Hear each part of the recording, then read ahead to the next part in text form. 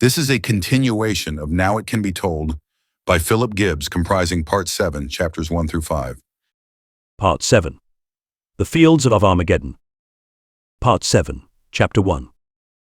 During the 2 years that followed the battles of the Somme, I recorded in my daily dispatches, republished in book form, the struggle in Flanders and the way to victory. The narrative of that continuous conflict, in which the British forces on the Western Front were at death grips with the German monster, where now one side and then the other heaved themselves upon their adversary and struggled for the knockout blow, until at last, after staggering losses on both sides, the enemy was broken to bits in the last combined attack by British, Belgian, French, and American armies.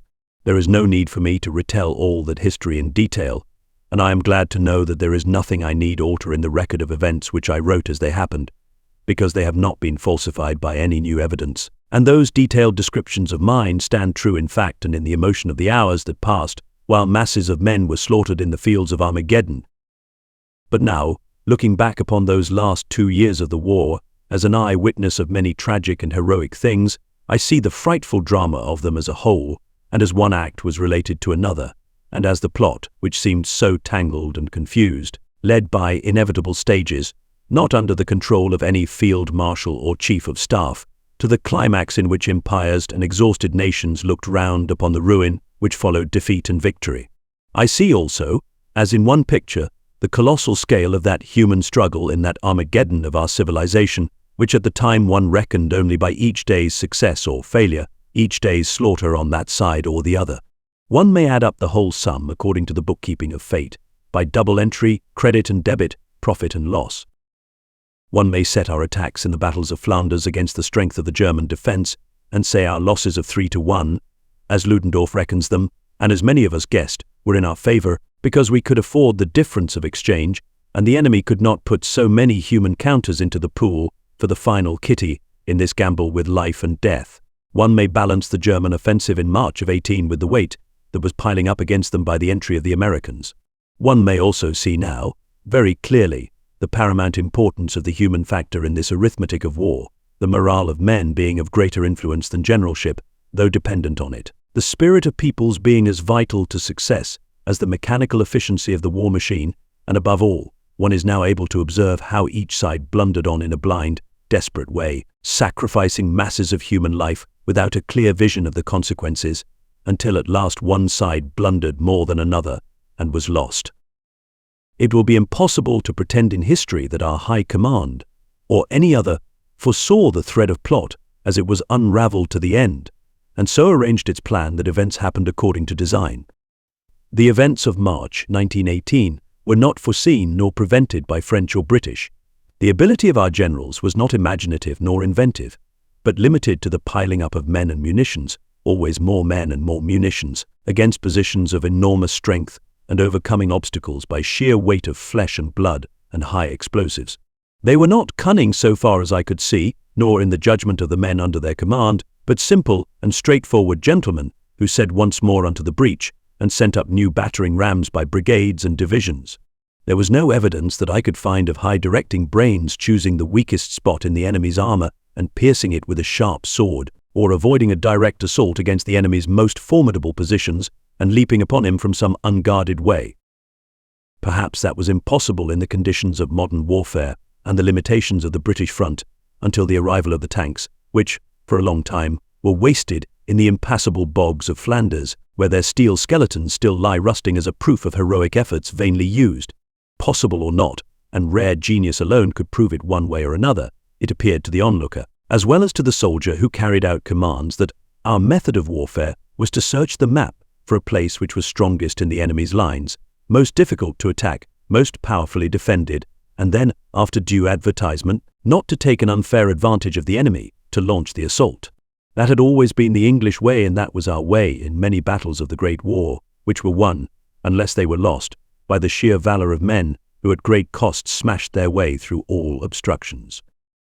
The Germans on the whole showed more original genius in military science, varying their methods of attack and defense according to circumstances, building trenches and dugouts which we never equaled, inventing the concrete blockhouse or pill box for a forward defensive zone thinly held in advance of the main battle zone, in order to lessen their slaughter under the weight of our gunfire It cost us dearly for a time, scattering their men in organized shell craters in order to distract our barrage fire, using the elastic system of defense with frightful success against Nivel's attack in the Champagne, creating the system of assault of infiltration which broke the Italian lines at Caporetto in 1917 and ours and the French in 1918. Against all that we may set only our tanks, which in the end led the way to victory, but the German High Command blundered atrociously in all the larger calculations of war, so that they brought about the doom of their empire by a series of acts which would seem deliberate if we had not known that they were merely blind. With a folly that still seems incredible, they took the risk of adding the greatest power in the world in numbers of men and in potential energy to their list of enemies at a time when their own manpower was on the wane. With deliberate arrogance they flouted the United States and forced her to declare war. Their temptation, of course, was great. The British naval blockade was causing severe suffering by food shortage to the German people and denying them access to raw material which they needed for the machinery of war. The submarine campaign, ruthlessly carried out, would and did inflict immense damage upon British and Allied shipping, and was a deadly menace to England. But German calculations were utterly wrong, as Ludendorff in his memoirs now admits, in estimating the amount of time needed to break her bonds by submarine warfare before America could send over great armies to Europe. The German warlords were wrong again in underestimating the defensive and offensive success of the British Navy and mercantile marine against submarine activities. By those miscalculations they lost the war in the long run, and by other errors they made their loss more certain. One mistake they made was their utter callousness regarding the psychology and temper of their soldiers and civilian population. They put a greater strain upon them than human nature could bear, and by driving their fighting men into one shambles after another, while they doped their people with false promises which were never fulfilled, they sowed the seeds of revolt and despair which finally launched them into gulfs of ruin. I have read nothing more horrible than the cold-blooded cruelty of Ludendorff's memoirs, in which, without any attempt at self-excuse, he reveals himself as using the lives of millions of men upon a gambling chance of victory with the hazards weighted against him, as he admits. Writing of January 1917, he says, "A collapse on the part of Russia was by no means to be contemplated, and was, indeed, not reckoned upon by anyone. Failing the U-boat campaign, we reckoned with the collapse of the Quadruple Alliance during 1917. Yet with that enormous risk visible ahead, Ludendorff continued to play the grand Jew, the great game, and did not advise any surrender of imperial ambitions in order to obtain a peace for his people, and was furious with the majority party in the Reichstag for preparing a peace resolution. The collapse of Russia inspired him with new hopes of victory in the West, and again he prepared to sacrifice masses of men in the slaughter fields. But he blundered again, and this time fatally. His timetable was out of gear. The U-boat war had failed. American manhood was pouring into France, and German soldiers on the Russian front had been infected with ideas most dangerous to German discipline and the will to win. At the end, as at the beginning, the German warlords failed to understand the psychology of human nature, as they had failed to understand the spirit of France, of Belgium, of Great Britain, and of America. One of the most important admissions in history is made by Ludendorff when he writes, "Looking back, I say our decline began clearly with the outbreak of the revolution in Russia. On the one side, the government was dominated by the fear that the infection would spread, and on the other by the feeling of their helplessness to instill fresh strength into the masses of the people and to strengthen their warlike ardor, waning as it was through a combination of innumerable circumstances. So the web of fate was spun, and men who thought they were directing the destiny of the world were merely caught in those woven threads like puppets tied to strings and made to dance. It was the old dance of death which has happened before in the folly of mankind." Part 7, Chapter 2.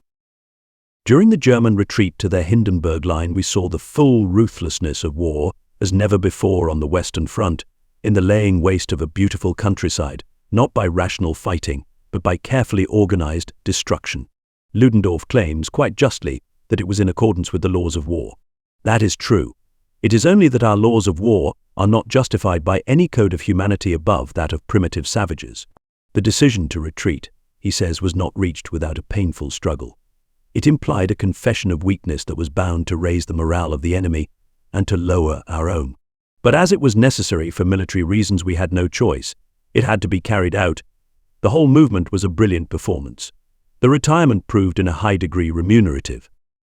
I saw the brilliant performance in its operation.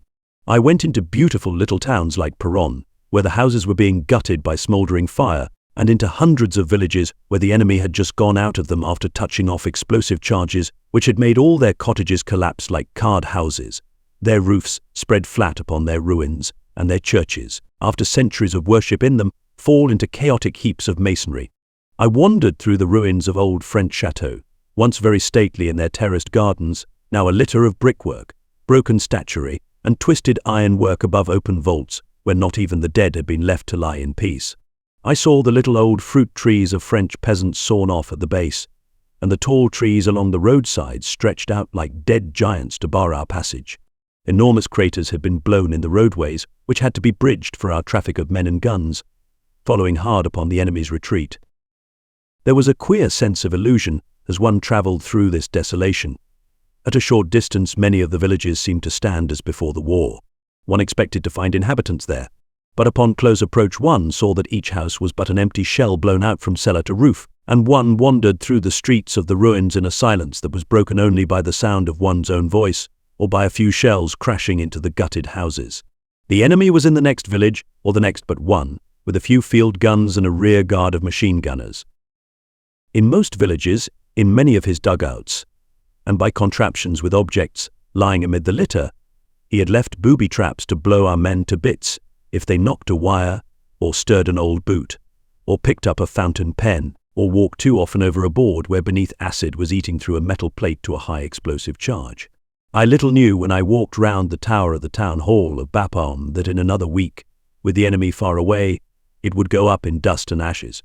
Only a few of our men were killed or blinded by these monkey tricks.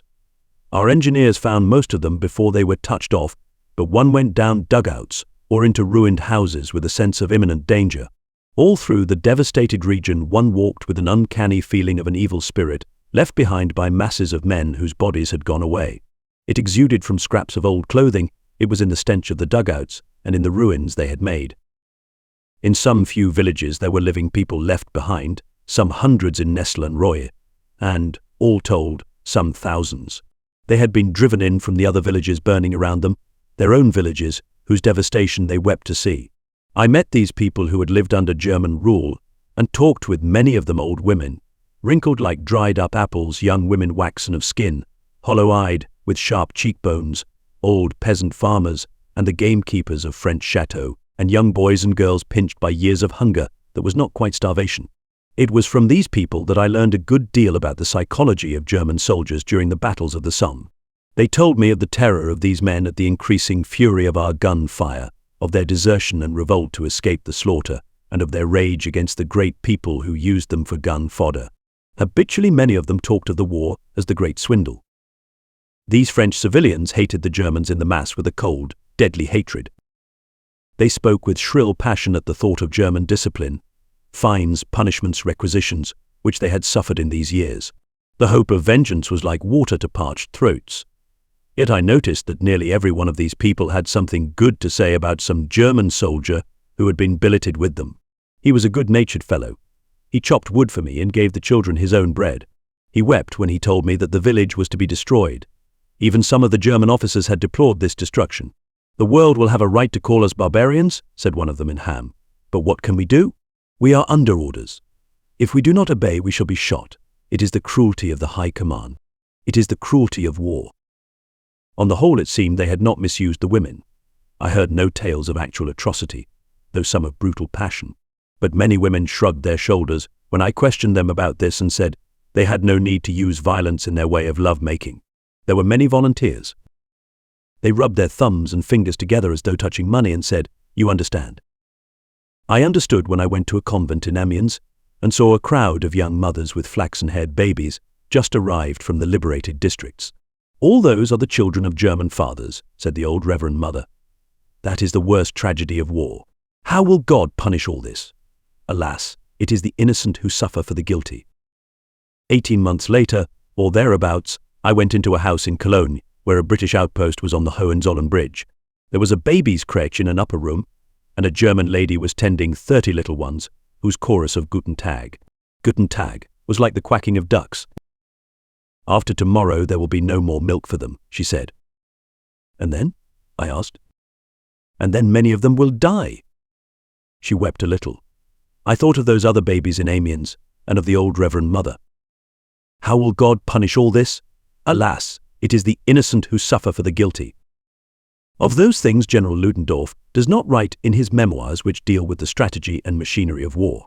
Part 7, Chapter 3. Sir Douglas Haig was not misled into the error of following up the German retreat across the devastated country with masses of men. He sent forward outposts to keep in touch with the German rear guards and prepared to deliver big blows at the Vimy Ridge and the lines round Arras. This new battle by British troops was dictated by French strategy rather than by ours. General Nivelle, the new generalissimo, was organizing a great offensive in the Champagne and desired the British army to strike first and keep on striking in order to engage and exhaust German divisions until he was ready to launch his own legions. The secret of his preparations was known by every officer in the French army and by Hindenburg and his staff, who prepared a new method of defense to meet it. The French officers with whom I talked were supremely confident of success. We shall go through, they said. It is certain. Anybody who thinks otherwise is a traitor who betrays his country by the poison of pessimism. Nivelle will deal the death blow. So spoke an officer of the Chasseurs Alpins and a friend in the infantry of the line over a cup of coffee in an estaminet crammed with other French soldiers who were on their way to the Champagne front. Nivelle did not launch his offensive until April 16th, 7 days after the British had captured the heights of Vimy and gone far to the east of Arras. Hindenburg was ready. He adopted his elastic system of defense, which consisted in withdrawing the main body of his troops beyond the range of the French barrage fire, leaving only a few outposts to camouflage the withdrawal and be sacrificed for the sake of the others. Those German outposts must have disliked their martyrdom under orders, and I doubt whether they, poor devils, were exhilarated by the thought of their heroic service. He also withdrew the full power of his artillery beyond the range of French counter-battery work and to such a distance that when it was the German turn to fire, the French infantry would be beyond the effective protection of their own guns. They were to be allowed an easy walk through to their death trap. That is what happened. The French infantry, advancing with masses of black troops in the colonial corps, in the front line of assault, all exultant and inspired by a belief in victory, swept through the forward zone of the German defenses, astonished and then disconcerted by the scarcity of Germans, until an annihilating barrage fire dropped upon them and smashed their human waves. From French officers and nurses I heard appalling tales of this tragedy. The death wail of the black troops froze the blood of Frenchmen with horror. Their own losses were immense in a bloody shambles. I was told by French officers that their losses on the first day of battle were 150,000 casualties, and these figures were generally believed. They were not so bad as that, though terrible. Semi-official figures state that the operations, which lasted from April 16th to April 25th, cost France 28,000 killed on the field of battle, 5,000 who died of wounds in hospital, 4,000 prisoners, and 80,000 wounded. General Nivelle's offensive was called off, and French officers who had said, "We shall break through, it is certain," now said, "We came up against a bec de gaz." As you English would say, we got it in the neck. It is a great misfortune. The Battle of Arras, in which the British Army was engaged, began on April 9th, an Easter Sunday, when there was a gale of sleet and snow. From ground near the old city of Arras, I saw the preliminary bombardment when the Vimy Ridge was blasted by a hurricane of fire and the German lines beyond Arras were tossed up in earth and flame. From one of old Vauban's earthworks outside the walls I saw lines of our men going up in assault, beyond the suburbs of Blagny and St. Laurent to Roquelincourt, through a veil of sleet and smoke. Our gunfire was immense and devastating, and the first blow that fell upon the enemy was overpowering. The Vimy Ridge was captured from end to end by the Canadians on the left and the 51st Division of Highlanders on the right. By the afternoon, the entire living German population, more than 7,000 in the tunnels of Vimy, were down below in the valley on our side of the lines, and on the ridge were many of their dead, as I saw them afterward horribly mangled by shell fire in the upheaved earth. The Highland Division, commanded by General Harper, Uncle Harper, he was called, had done, as well as the Canadians, though they had less honor, and took as many prisoners. HD was their divisional sign, as I saw it stenciled on many ruined walls throughout the war. Well, "General," said a Scottish sergeant, "they don't call us Harper's Duds anymore." On the right, English county troops of the 12th Division, 3D Division, and others, the 15th, Scottish, and the 36th, London, had broken through, deeply and widely, capturing many men and guns after hard fighting round machine gun redoubts. That night, masses of German prisoners suffered terribly from a blizzard in the barbed wire cages at Trun, by Arras, where Julius Caesar had his camp for a year in other days of history. They herded together with their bodies bent to the storm, each man sheltering his fellow and giving a little human warmth. All night through, a German commandant sat in our intelligence hut with his head bowed on his breast. Every now and then he said, "It is cold, it is cold."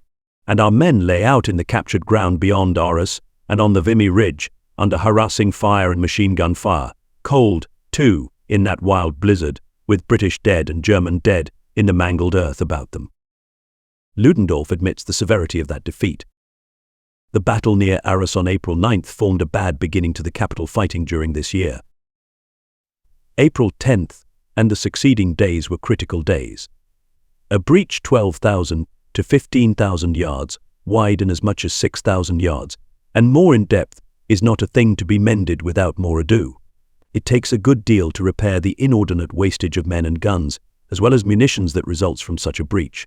It was the business of the Supreme Command to provide reserves on a large scale, but in view of the troops available and of the war situation, it was simply not possible to hold a second division in readiness behind each division that might, perhaps, be about to drop out.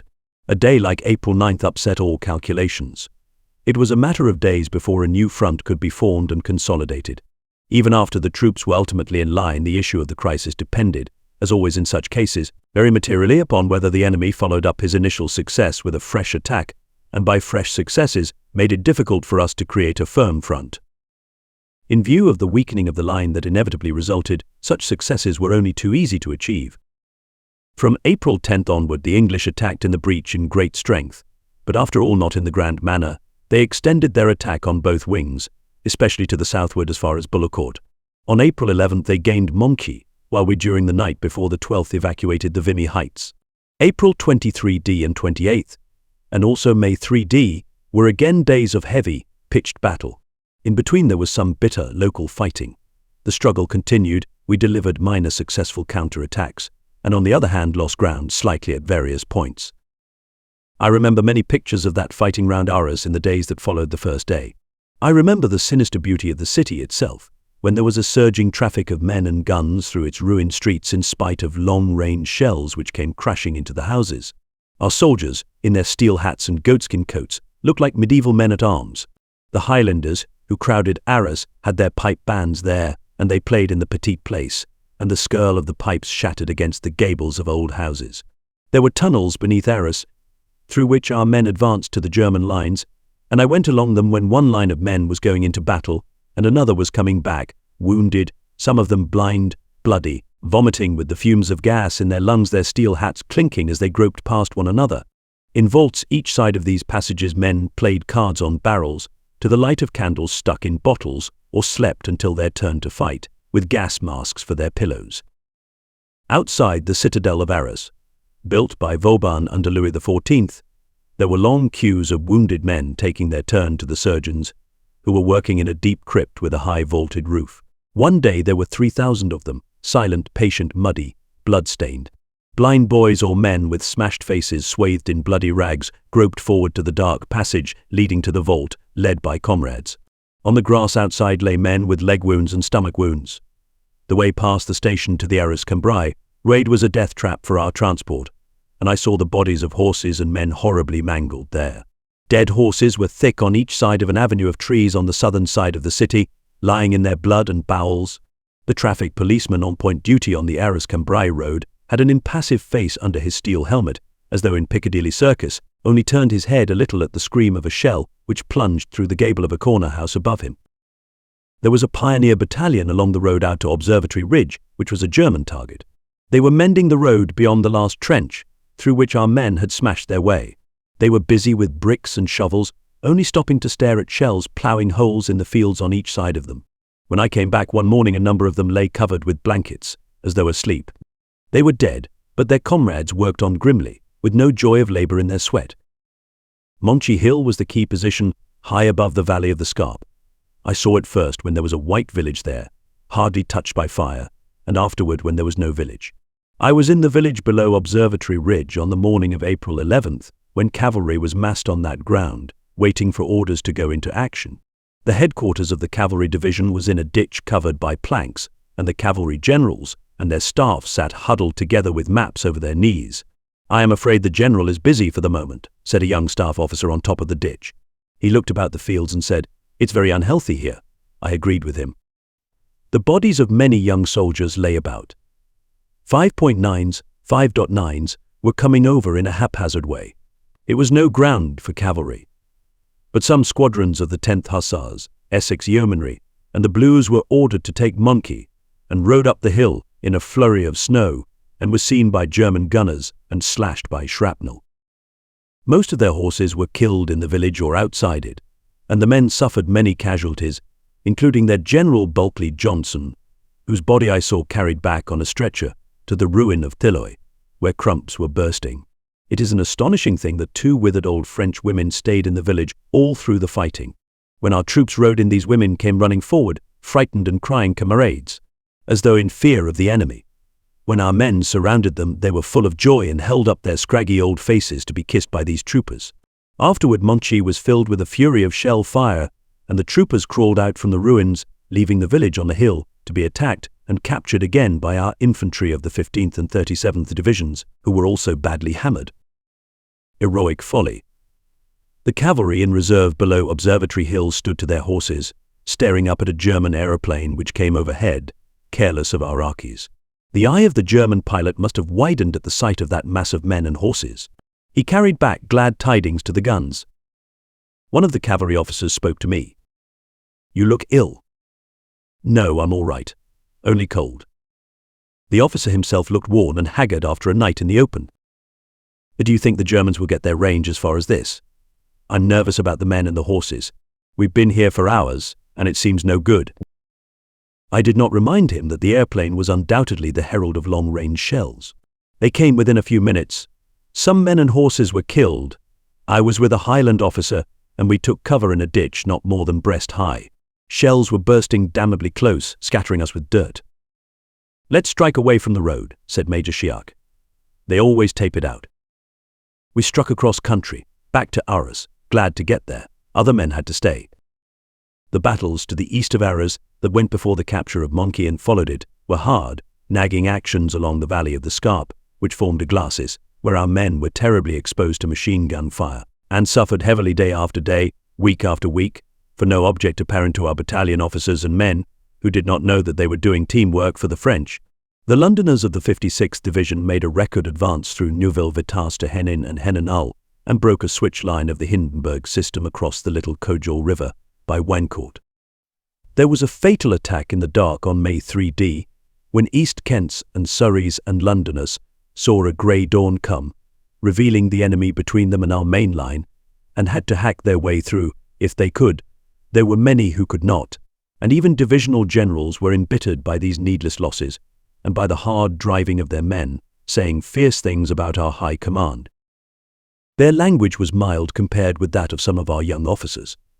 I remember one I met near Henin. He was one of a group of 3, all gunner officers who were looking about for better gun positions not so clearly visible to the enemy, who was in 2 little woods, the Bois de Sart and Bois Vert, which stared down upon them like green eyes. Some of their guns had been destroyed, many of their horses killed, some of their men.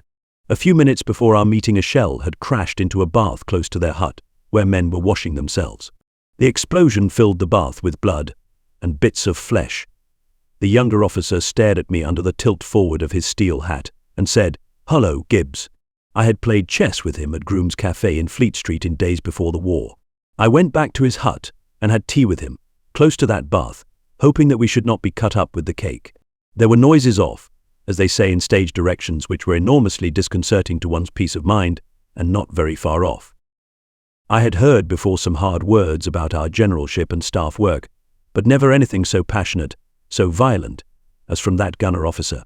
His view of the business was summed up in the word murder.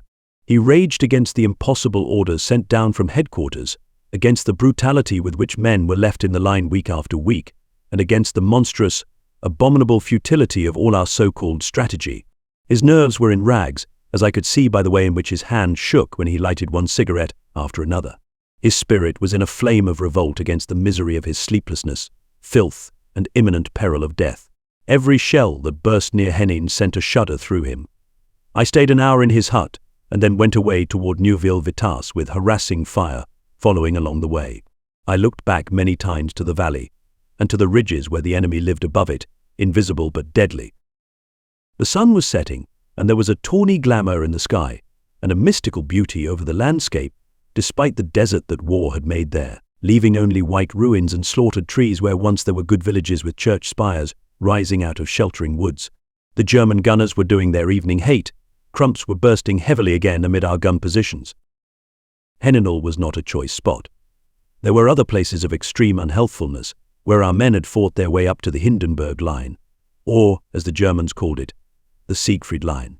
Croisilles and Cherisy were targets of German guns, and I saw them ravaging among the ruins, and dodged them. But our men, who lived close to these places, stayed there too long to dodge them always. They were inhabitants, not visitors. The Australians settled down in front of Bullecourt, captured it after many desperate fights, which left them with a bitter grudge against tanks which had failed them, and some English troops who were held up on the left while they went forward and were slaughtered. The 4th Australian Division lost 3,000 men in an experimental attack directed by the 5th Army.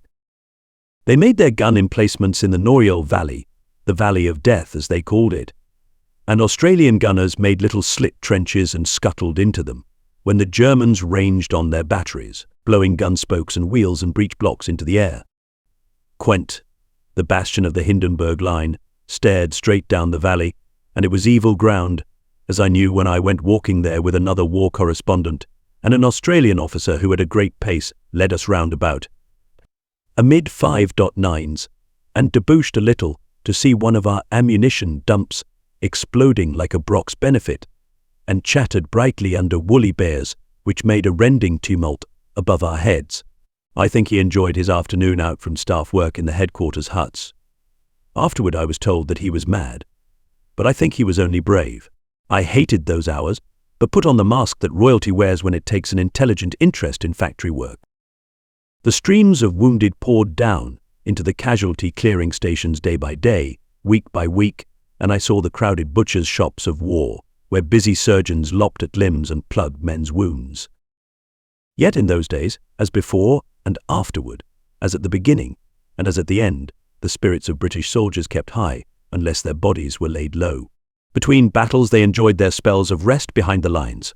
In that early summer of 17 there was laughter in Arras, lots of fun in spite of high velocities, the music of massed pipers and brass bands, jolly comradeship in billets with panelled walls upon which perhaps Robespierre's shadow had fallen in the candle light before the Revolution, when he was the good young man of Arras.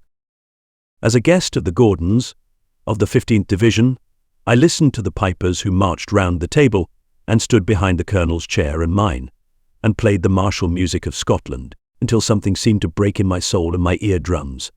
I introduced a French friend to the mess, and as a guest of honour, he sat next to the colonel, and the 8 pipers played behind his chair. He went pale, deadly white, and presently swooned off his chair, and the Gordons thought it the finest tribute to their pipes. The officers danced reels in stocking feet, with challenging cries, Gaelic exhortations, with fine grace and passion. Though they were tangled sometimes in the maze, many of them fell in the fields outside or in the bogs of Flanders. On the western side of Arras, there were field sports by London men, and Surreys, Buffs, Sussex, Norfolks, Suffolks, and Devons.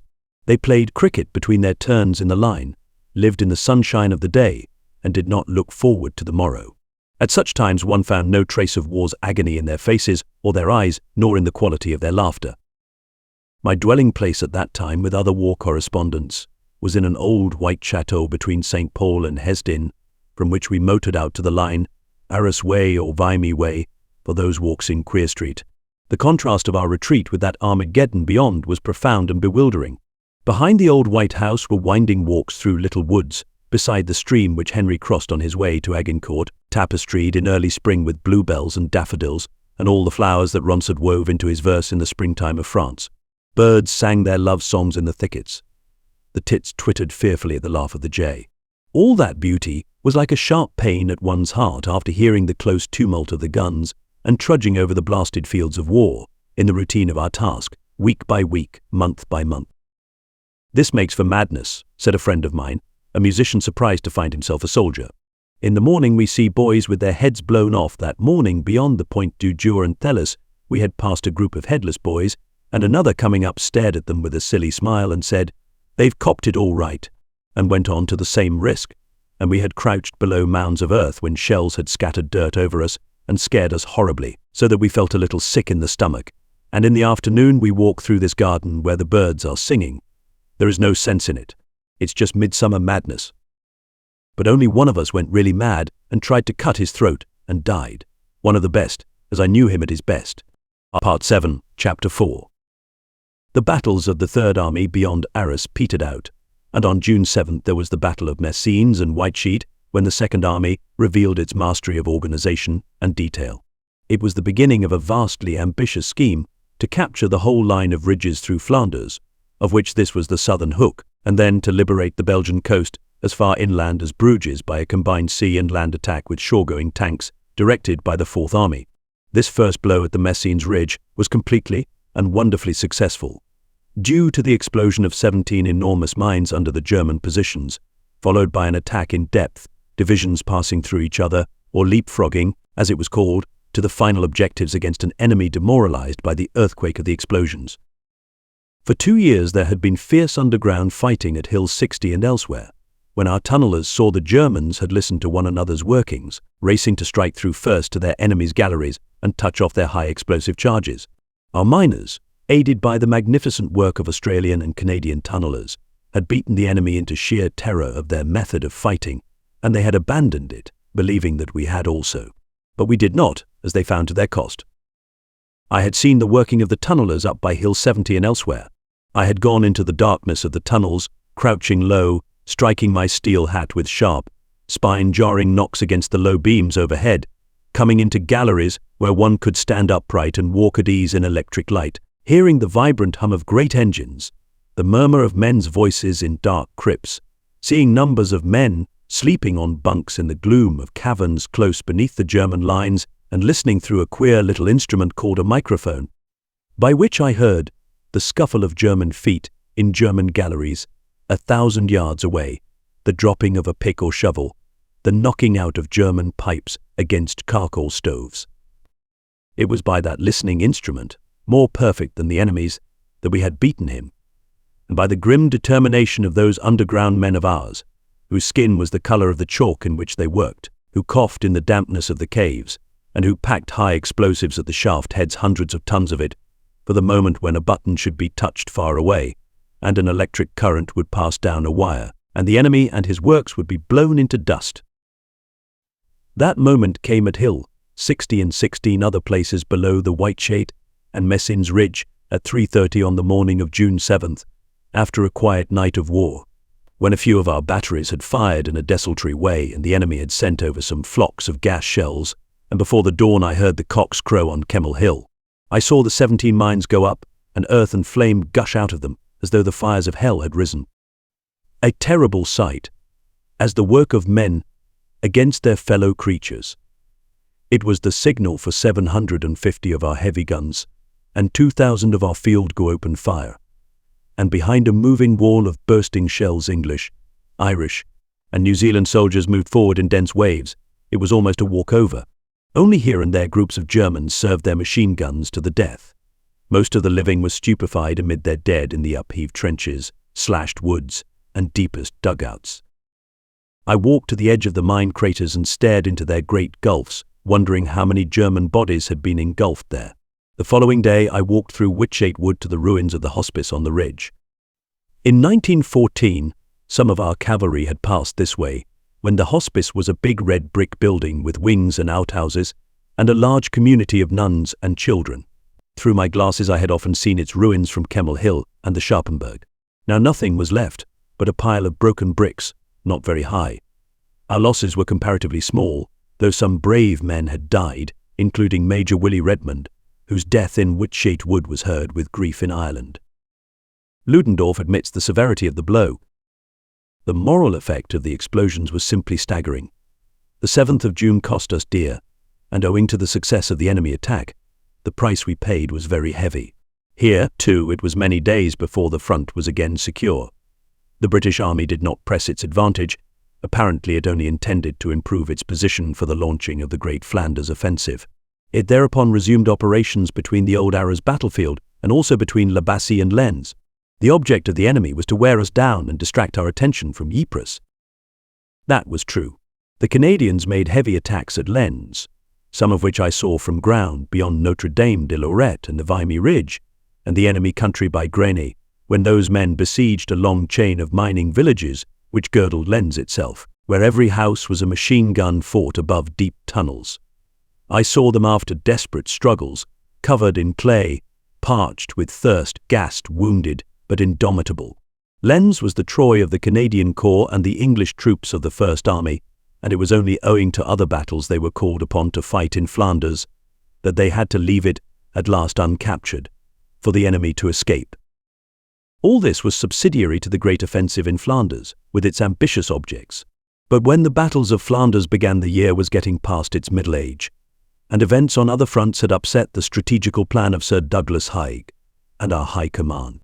The failure and abandonment of the Nivelle offensive in the Champagne were disastrous to us. It liberated many German divisions who could be sent up to relieve exhausted divisions in Flanders. Instead of attacking the enemy when he was weakening under assaults elsewhere, we attacked him when all was quiet on the French front.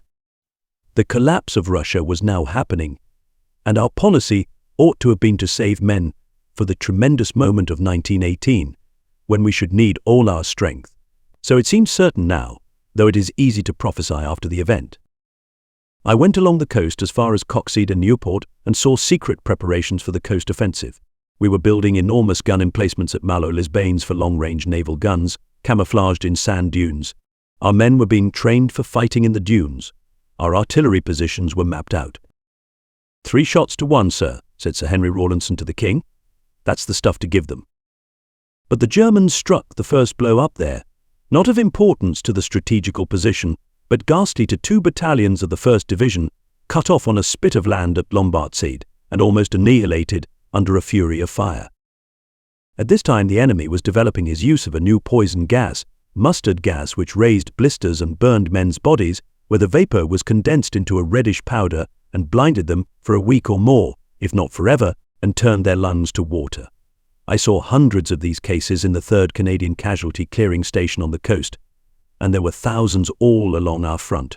At Oost-Dunkirk near Newport, I had a whiff of it, and was conscious of a burning sensation about the lips and eyelids, and for a week afterward vomited at times, and was scared by queer flutterings of the heart, which at night seemed to have but a feeble beat. It was enough to put the wind up. Our men dreaded the new danger, so mysterious, so stealthy in its approach.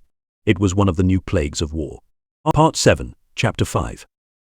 The Battle of Flanders began round Ypres on July 31st, with a greater intensity of artillery on our side than had ever been seen before in this war, in spite of the Somme Messines, when on big days of battle 2,000 guns opened fire on a single corps front. The enemy was strong also in artillery arranged in great groups, often shifting to enfilade our lines of attack. The natural strength of his position along the ridges, which were like a great bony hand, outstretched through Flanders, with streams or beaks, as they are called, flowing in the valleys which ran between the fingers of that claw-like range, was strengthened by chains of little concrete forts or pill-boxes, as our soldiers called them, so arranged that they could defend one another by enfilade machine gun fire. These were held by garrisons of machine gunners of proved resolution, whose duty was to break up our waves of attack until, even if successful in gaining ground, only small bodies of survivors would be in a position to resist the counter-attacks launched by German divisions farther back. The strength of the pill-boxes, made of concrete 2 inches thick, resisted everything but the direct hit of heavy shells, and they were not easy targets at long range. The garrisons within them fought often with the utmost courage, even when surrounded, and again this method of defense proved terribly effective against the desperate, heroic assaults of British infantry. What our men had suffered in earlier battles was surpassed by what they were now called upon to endure. All the agonies of war which I have attempted to describe were piled up in those fields of Flanders. There was nothing missing in the list of war's abominations. A few days after the battle began, the rains began, and hardly ceased for 4 months. Night after night the skies opened and let down steady torrents, which turned all that country into one great bog of slime. Those little rivers or beaks, which ran between the knobby fingers of the claw-like range of ridges, were blown out of their channels and slopped over into broad swamps. The hurricanes of artillery fire, which our gunners poured upon the enemy positions for 20 miles in depth, churned up deep shell craters which intermingled and made pits which the rains and floods filled to the brim. The only way of walking was by duck boards, tracks laid down across the bogs under enemy fire, smashed up day by day, laid down again under cover of darkness. Along a duckboard walk men must march in single file, and if one of our men, heavily laden in his fighting kit, stumbled on those greasy boards, as all of them stumbled at every few yards, and fell off, he sank up to his knees, often up to his waist, sometimes up to his neck in mud and water. If he were wounded when he fell and darkness was about him, he could only cry to God or his pals, for he was helpless otherwise. One of our divisions of Lancashire men, the 66th, took 11 hours in making 3 miles or so out of Ypres across that ground on their way to attack, and then, in spite of their exhaustion, attacked. Yet week after week, month after month, our masses of men, almost every division in the British Army at one time or another, struggled on through that slough of despond, capturing ridge after ridge, until the heights at Passchendaele were stormed and won, though even then the Germans clung to Steden and Westruspik, when all our efforts came to a dead halt, and the Belgian coast attack was never launched. Sir Douglas Haig thinks that some of the descriptions of that 6 months' horror were exaggerated. As a man who knows something of the value of words, and who saw many of those battle scenes in Flanders, and went out from Ypres many times during those months, to the Westhoek Ridge and the Pilcombe Ridge, to the Fresenberg and Inverness Copse and Glencorse Wood, and beyond to Polygon Wood and Passchendaele, where his dead lay in the swamps and round the pill boxes, and where tanks that had wallowed into the mire were shot into scrap iron by German gunfire. 30 were knocked out by direct hits on the first day of battle, and where our own guns were being flung up by the harassing fire of heavy shells. I say now that nothing that has been written is more than the pale image of the abomination of those battlefields, and that no pen or brush has yet achieved the picture of that Armageddon in which so many of our men perished.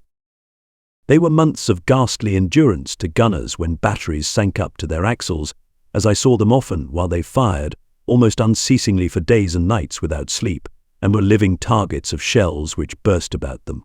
They were months of battle in which our men advanced through slime into slime, under the slash of machine gun bullets, shrapnel, and high explosives, wet to the skin, chilled to the bone, plastered up to the eyes in mud, with a dreadful way back for walking wounded, and but little chance sometimes for wounded who could not walk. The losses in many of these battles amounted almost to annihilation to many battalions, and whole divisions lost as much as 50% of their strength after a few days in action before they were relieved. Those were dreadful losses. Napoleon said that no body of men could lose more than 25% of their fighting strength in an action without being broken in spirit. Our men lost double that, and more than double, but kept their courage, though in some cases they lost their hope. The 55th Division of Lancashire men, in their attacks on a line of pillboxes called Plum Farm, Schuyler Farm, and Square Farm, below the Gravenstafel Spur, lost 3,840 men in casualties out of 6,049.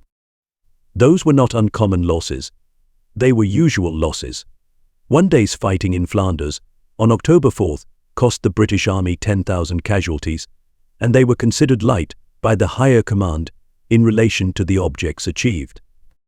General Harper of the 51st Highland Division told me that in his opinion the official communiques and the war correspondence articles gave only one side of the picture of war, and were too glowing in their optimism. I did not tell him that my articles were accused of being black in pessimism, pervading gloom. We tell the public, he said, that an enemy division has been shattered. That is true. But so is mine. One of my brigades has lost 87 officers and 2,000 men since the spring. He protested that there was not enough liaison between the fighting officers and the higher command, and could not blame them for their hatred of the staff. The story of the two Irish divisions, the 36th Ulster and 16th Nationalist, in their fighting on August 16th, is black in tragedy. They were left in the line for 16 days before the battle and were shelled and gassed incessantly as they crouched in wet ditches. Every day groups of men were blown to bits, until the ditches were bloody and the living lay by the corpses of their comrades. Every day scores of wounded crawled back through the bogs, if they had the strength to crawl. Before the attack on August 16th, the Ulster Division had lost nearly 2,000 men. Then they attacked and lost 2,000 more, and over 100 officers. The 16th Division lost as many men before the attack and more officers. The 8th Dublins had been annihilated in holding the line. On the night before the battle, hundreds of men were gassed. Then their comrades attacked and lost over 2,000 more, and 162 officers. All the ground below two knolls of earth, called Hill 35 and Hill 37, which were defended by German pill boxes called Pond Farm and Galliplibo, Beck House and Borry Farm, became an Irish shambles. In spite of their dreadful losses, the survivors in the Irish battalion went forward to the assault with desperate valor on the morning of August 16th, surrounded the pillboxes, stormed them through blasts of machine gun fire, and toward the end of the day small bodies of these men had gained a footing on the objectives which they had been asked to capture, but were then too weak to resist German counter-attacks. The 7th and 8th Royal Irish Fusiliers had been almost exterminated in their efforts to dislodge the enemy from Hill 37. They lost 17 officers out of 21, and 64% of their men. One company of 4 officers and 100 men, ordered to capture the concrete fort known as Borry Farm, at all cost, lost 4 officers and 70 men. The 9th Dublins lost 15 officers out of 17, and 66% of their men. The 2 Irish divisions were broken to bits, and their brigadiers called it murder. They were violent in their denunciation of the Fifth Army for having put their men into the attack after those 13 days of heavy shelling, and after the battle they complained that they were cast aside like old shoes, no care being taken for the comfort of the men who had survived. No motor lorries were sent to meet them and bring them down, but they had to tramp back, exhausted and dazed. The remnants of the 16th Division, the poor, despairing remnants, were sent, without rest or baths, straight into the line again, down south.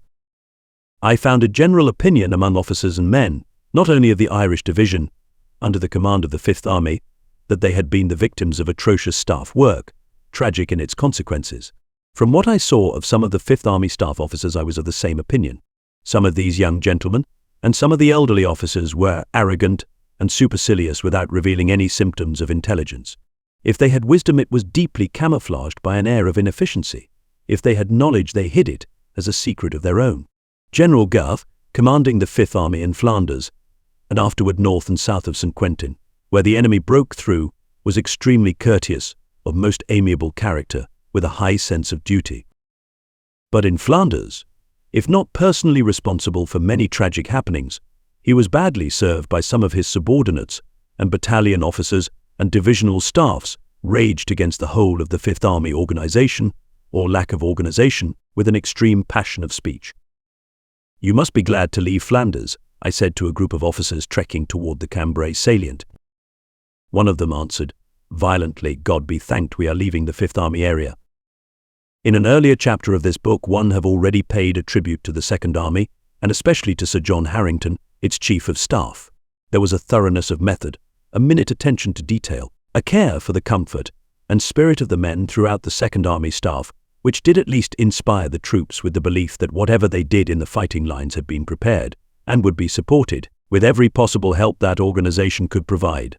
That belief was founded not upon fine words spoken on parade, but by strenuous work, a driving zeal, and the fine intelligence of a Chief of Staff, whose brain was like a high-power engine. I remember a historic little scene in the Second Army headquarters at Cassel, in a room where many of the great battles had been planned, when Sir John Harrington made the dramatic announcement that Sir Herbert Plumer, and he, as General Plumer's Chief of Staff, had been ordered to Italy in the middle of a battle to report on the situation which had become so grave there. He expressed his regret that he should have to leave Flanders without completing all his plans, but was glad that Passchendaele had been captured before his going. In front of him was the map of the great range from Whitsheet to Staden, and he laid his hand upon it and smiled and said, "I often used to think how much of that range we should get this year. Now it is nearly all ours." He thanked the war correspondents for all their articles, which had been very helpful to the army, and said how glad he had been to have our cooperation. "It was my ambition," he said, speaking with some emotion, "to make cordial relations between battalion officers and the staff, and to get rid of that criticism, sometimes just, which has been directed against the staff. The Second Army has been able to show the fighting soldiers that the success of a battle depends greatly on efficient staff work, and has inspired them with confidence in the preparations and organization behind the lines. Yet it seemed to me, in my pessimism, and seems to me still, in my memory of all that ghastly fighting, that the fine mechanism of the Second Army applied to those battles in Flanders was utterly misspent, that after the first heavy rains had fallen the offensive ought to have been abandoned, and that it was a frightful error of judgment to ask masses of men to attack in conditions where they had not a dog's chance of victory, except at a cost which made it a Pyrrhic irony. Nevertheless, it was wearing the enemy out, as well as our own strength in manpower. He could less afford to lose his one man than we could our three, now that the United States had entered the war. Ludendorff has described the German agony and days of battle which he calls terrific, inflicting enormous loss upon his armies and increasing his anxiety at the reduction of our fighting strength. Enormous masses of ammunition, the like of which no mortal mind before the war had conceived, were hurled against human beings who lay, aching out but a bare existence, scattered in shell holes that were deep in slime. The terror of it surpassed even that of the shell-pitted field before Verdun. This was not life, it was agony unspeakable. And out of the universe of slime the attacker wallowed forward, slowly but continually, and in dense masses.